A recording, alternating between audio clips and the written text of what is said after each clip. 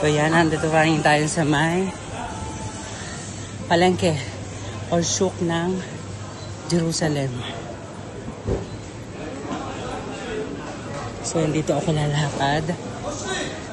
So ganyan po ang souk ng souk or palengke ng Jerusalem. Malinis. Malinis everyone ang souk dito. Kanya ang floor, laging tuyo. So nililinis din ang floor dito everyone once a week. As in pinapaliguan ng bongga.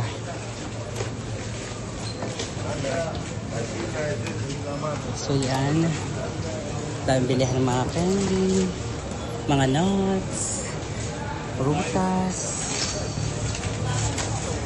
So nandito ngayon tayo sa may open souk. So yan. Sa may open souk tayo ngayon everyone.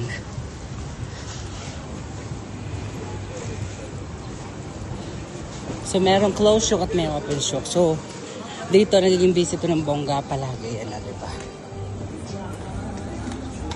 Diba? Ako kasi nagmamadali. Kasi bibili nga ako ng gamot. O tinapay, plastic-plastic na. Prutas. Yan. Laging bago dito sa palengke syempre. Masarap pa rin dito bumili. Ano? So yan mga olives. Yan.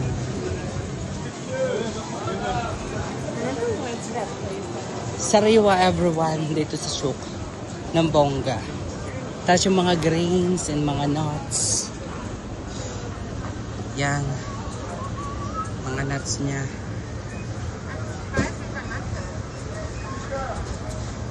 Diba?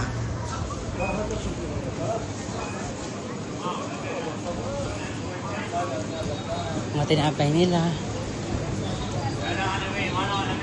Dada avocado. Diba?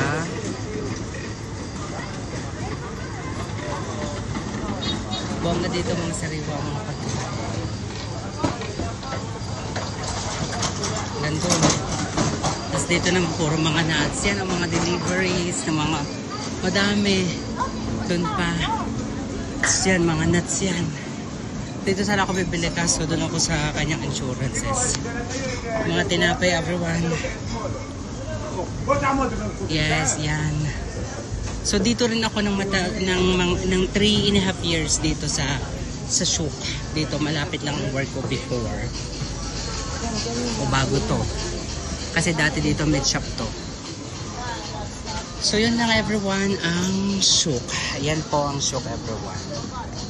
Thank you so much.